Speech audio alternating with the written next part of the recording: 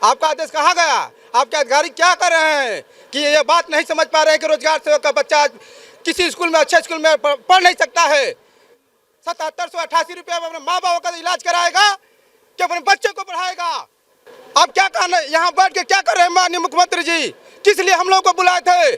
आज हमारा बच्चा किसी स्कूल में जाकर 4 महीने पढ़ता है, हम लोग झूठ बोलते हैं कि हम इस महीने तनख्वाह दे देंगे, इस महीने तनख्वाह दे देंगे, लेकिन तनख्वाह नहीं आती है। 4 महीने आने के बाद पेरोल पेरोल बोले पेरोल।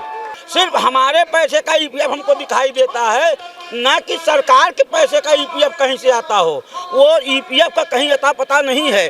हमारा मैसेज आता है, हमारे पैसे का मैसेज आता है कि आपके वेतन से जो पैसा कटा है उसका ईपीएफ आपके खाते में चला गया।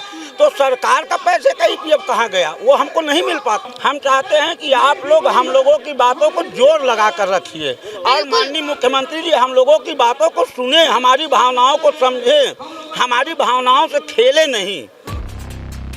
प्रदेश की राजधानी लखनऊ स्थित इको गार्डन में मनरेगा कर्मचारियों का प्रदर्शन पिछले कई दिनों से जारी है। प्रदर्शन कर रहे कर्मचारियों ने अपनी मांग को लेकर प्रदेश की योगी सरकार को घेरा है।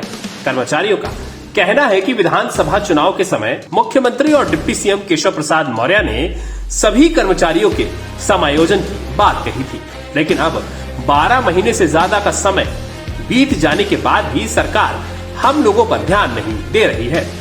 वही अब सरकार हम लोगों से किए गए वादे को भी नजरअंदाज कर रही है। आपको बता दें कि प्रदर्शन में लगातार बढ़ती कर्मचारियों की भीड़ को देखते हुए योगी सरकार ने मनरेगा कर्मचारियों से मिलने की बात कही है। वहीं माना जा रहा है कि मनरेगा कर्मचारियों और सीएम योगी के बीच होने वाली बैठक में कुछ मांगों को लेकर सहमति भी बन सकती है।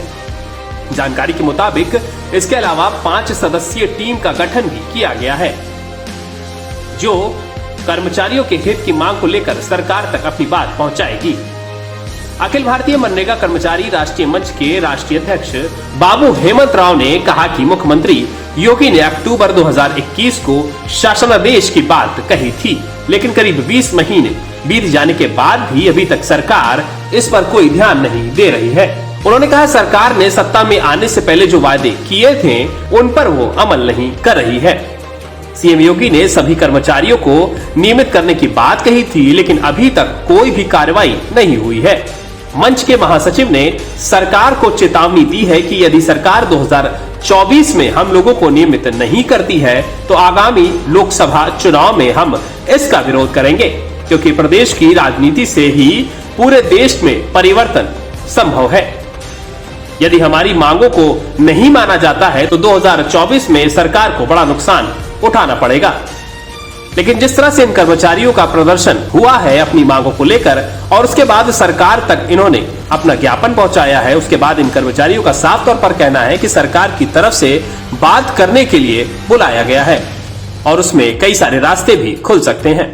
अब देखना यह होगा कि सरकार के साथ वार्ता के बाद किन रास्तों पर मोहर लगती है। डेस्क रिपोर्ट अटल टीवी।